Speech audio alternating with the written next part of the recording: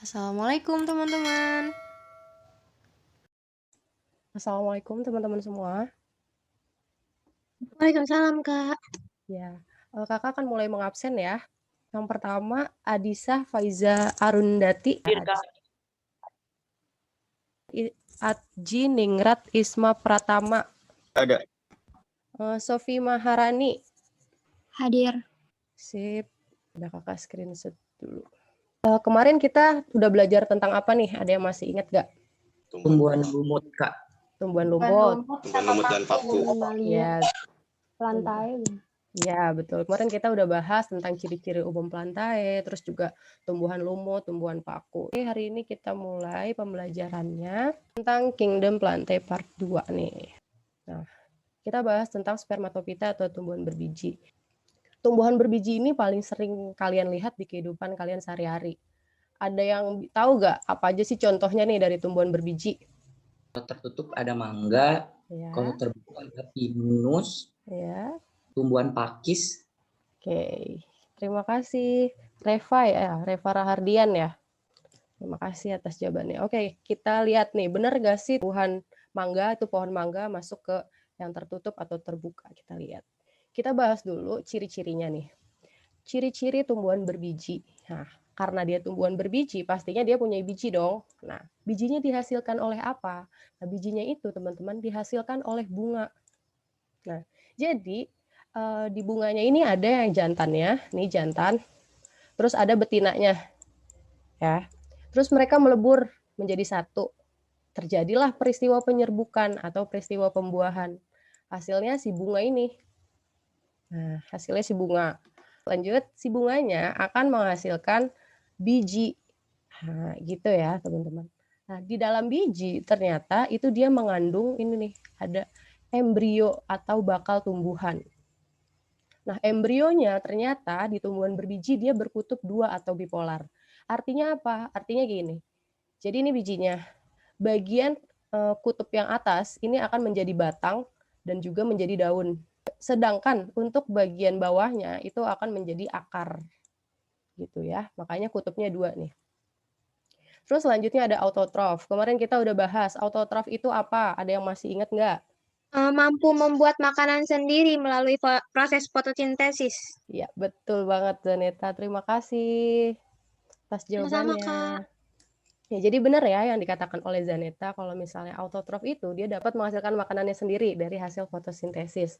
Tapi ternyata tidak semua tumbuhan berbiji itu dia bisa berfotosintesis atau menghasilkan makanannya sendiri. Contohnya ini, ada Rafflesia arnoldi atau bunga bangkai. Jadi dia bunga besar, bunga raksasa, tapi dia tidak memiliki daun atau tidak memiliki pigmen hijau. Makanya dia tidak bisa menghasilkan makanannya sendiri. Nah, terus dia kayak gimana dong makannya? Nah, dia hidupnya parasit. Dia ini menumpang pada tumbuhan lain. Lanjut habitatnya. Habitatnya dia kosmopolit. Apa artinya kosmopolit? Kosmopolit artinya dia dapat hidup di mana aja. Bisa hidup di darat, bisa juga hidup di air. Untuk habitus, habitus itu apa? Habitus itu bentuk. Bentuknya ini ternyata tumbuhan berbiji bervariasi. Kita bahas satu-satu ciri-cirinya. Herba ini cirinya itu tumbuhan yang pendek, kecil, dan juga batangnya ini dia memiliki air yang banyak gitu, mengandung banyak air. Terus dia tidak memiliki kayu, jadi batangnya itu tidak memiliki serat kayu.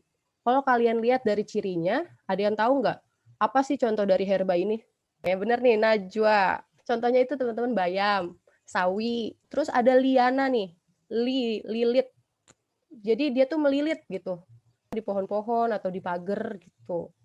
Dia tahu nggak kalau yang contohnya ini apa? Liana, bentuk liana. Anggur.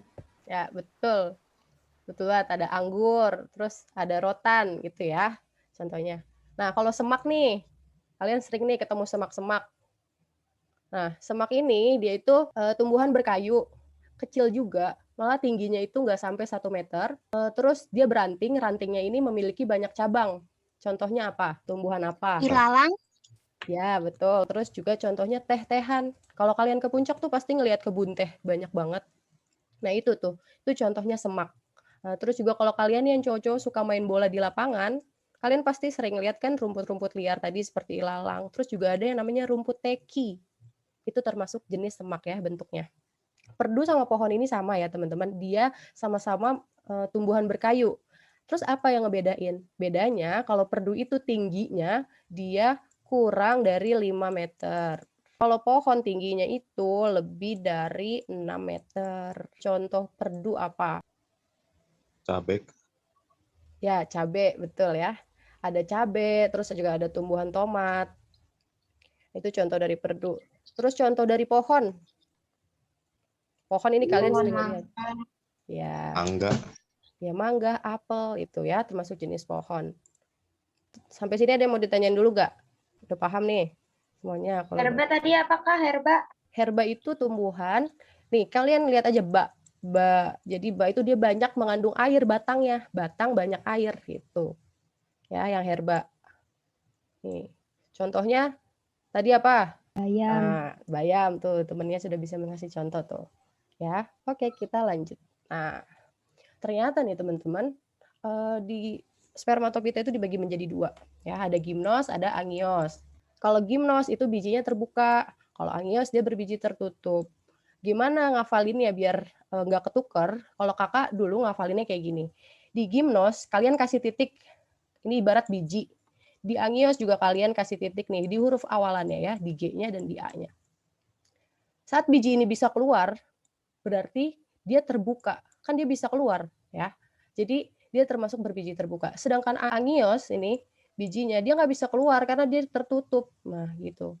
Dulu kakak ngafalinnya kayak gitu. Perbedaan pertama itu ada bijinya. Bijinya dia untuk gimnos dia tidak ditutupi daun lembaga. Ya.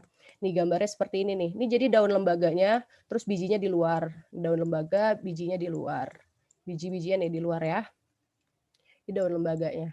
Nah, kalau untuk angios kayak gimana? Kalau angios ini dia ditutupi daun lembaga. Nah, nih kayak alpukat nih bijinya di dalam. Nah, kemudian si daun lembaga ini kelak akan kebentuklah ini daging buah. Nih daging-daging buahnya nih. Ya. Fungsi daging buah itu untuk apa? Fungsinya untuk cadangan makanan si biji ini, teman-teman. Ya. Jadi cadangan makanannya dari daging buah. Terus selanjutnya akarnya. Kita lihat di akarnya. Untuk yang gimnos dia akarnya tunggang. Kalau untuk angios itu ada yang tunggang, ada yang serabut. Dan untuk batangnya dia berkambium nih yang gimnos. Terus yang angios ada yang berkambium, ada juga yang tidak berkambium. Daunnya dia tebal, nih yang gimnos tebal, sempit, kaku, atau tipis lebar. Sedangkan yang angios daunnya lebar dengan pertulangan daun yang ada yang sejajar, menyirip, atau menjari. Nah, untuk alat reproduksinya, gimnos itu dia ada yang namanya strobilus. Strobilus ini sifatnya dioecious atau berumah dua. Dan setiap strobilus hanya menghasilkan satu macam gamet aja. Jadi ini nih, ini strobilus misalnya ya. Nah, ini jantannya nih. Terus di sini betinanya gitu. Ya, jadi setiap strobilus hanya menghasilkan satu macam gamet, jantan saja atau betina saja. Nah, kalau untuk angios gimana? Kalau angios gitu bentuknya bunga, teman-teman. Jadi dia tumbuhan berbunga yang sifatnya monoseus atau berumah satu. Jadi karena rumahnya satu, jadi dalam satu pohon, dalam satu bunga ini, nah ini udah ada jantannya, ada betinanya gitu. Jadi dia menghasilkan dua macam gamet dalam satu bunga. Paham gak nih? Sampai sini. Paham, Kak. Kita lanjut ke fertilisasinya atau reproduksinya. Untuk gimnos ternyata dia fertilisasinya tunggal. Jadi cuma si sel sperma yang sifatnya haploid bertemu dengan sel telur yang haploid juga. Terus hasilnya zigot yang sifatnya diploid atau 2N. Nah, kan tadi dia dibilang dioecious atau berumah dua. Nah, terus gimana kalau rumahnya beda kayak gitu untuk fertilisasinya gimana? Jadi dia fertilisasinya itu dibantu oleh angin atau dibantu oleh serangga, teman-teman. Jadi kan si konus jantan nih, ini konus betina. Konus jantan dia menghasilkan sisi konus jantan yang akhirnya ngebentuk si polen ini. Terus si konus betinanya ngasilin apa nih? Menghasilkan sel telur. Ya. Selanjutnya dia akan melebur menjadi satu membentuk zigot, zigot menjadi embrio, embrio menjadi biji pinus, lalu biji pinus itu kita tanam dan akan tumbuh menjadi pinus dewasa nantinya. Setelah itu siklusnya akan berputar kembali. Untuk yang angios ini fertilisasinya ganda. Kenapa dia fertilisasinya ganda? Karena dia memiliki 3 inti sel.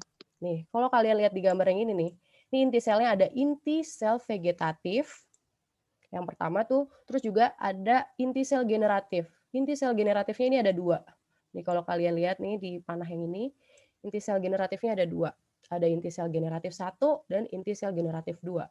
Terus si inti sel vegetatif ini fungsinya untuk apa?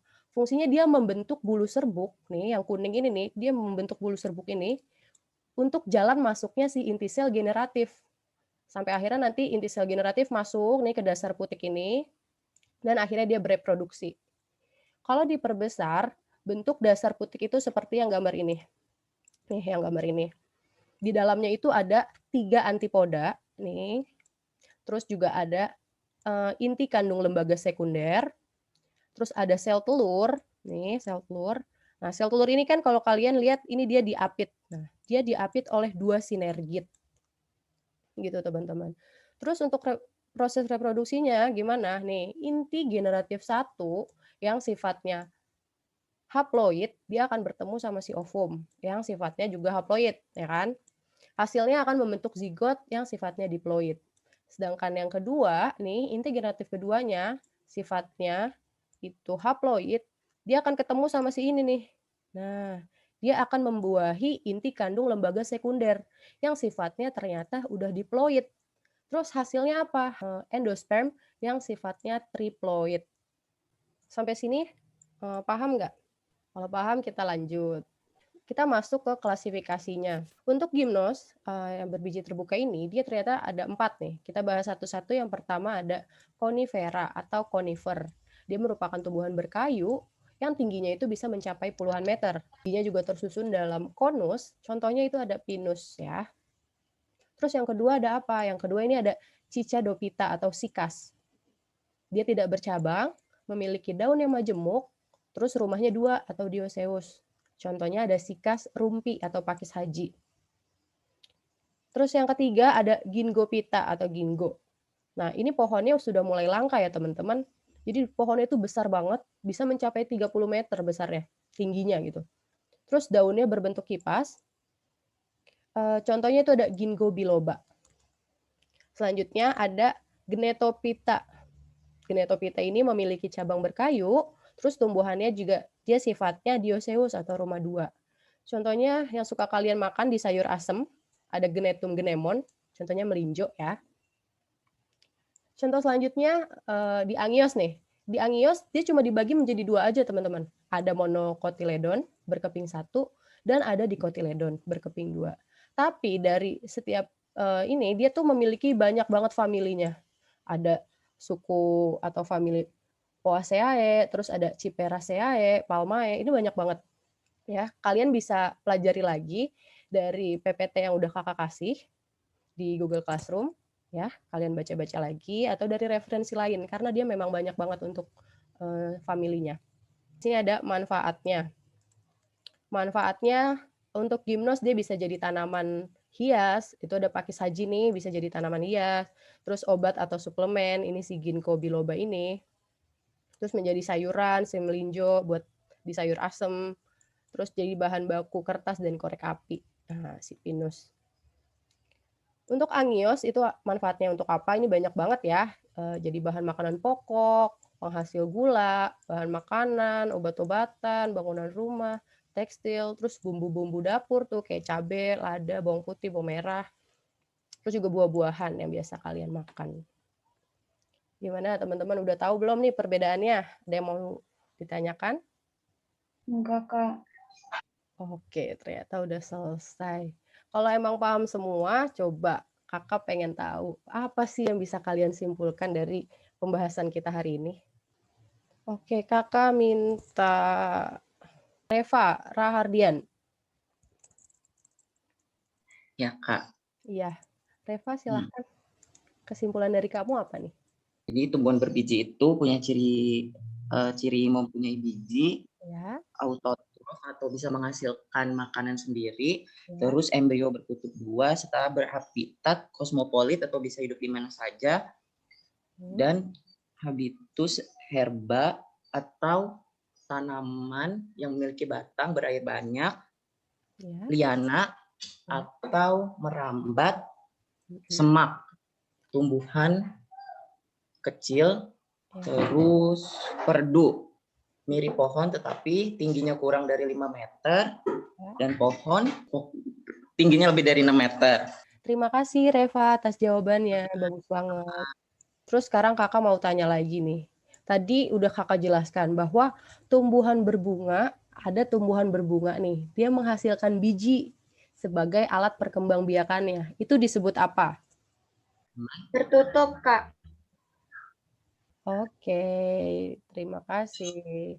Betul ya, namanya angiosperme atau tumbuhan berbiji tertutup, dia tadi alat reproduksinya berupa bunga ya.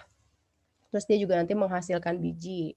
Nah, terus tadi nih kakak juga ngejelasin kalau ada yang namanya endosperma, endosperm. Apa itu endosperm? Endosperm kan ada cadangan makanan bagi si embrio. Terus endosperm ini dia berasal dari mana? Peleburan antara apa dengan apa? Dari inti generatif sama inti kandung lembaga sekunder. Ya, betul banget jawabannya. Terima kasih atas jawabannya. Jadi, endosperm ini berasal dari peleburan antara inti generatif 2 yang sifatnya haploid. Nah, terus dia bertemu, melebur bersama dengan inti kandung lembaga sekunder yang sifatnya itu diploid. Makanya hasilnya adalah endosperm yang triploid atau 3N. Kakak minta tolong dibaca-baca lagi materi yang udah kakak kasih atau kalian belajar lagi dari referensi-referensi lain. Ya, oke, kita akhiri aja pertemuan kita hari ini. Wassalamualaikum warahmatullahi wabarakatuh. Terima kasih teman-teman. Waalaikumsalam warahmatullahi wabarakatuh. Terima kasih, Kak. Iya, Terima kasih, sama-sama. Kak. Terima kasih, Kak. Waalaikumsalam. Terima kasih telah menyaksikan video ini. Jangan lupa untuk selalu saksikan video-video selanjutnya. Dadah!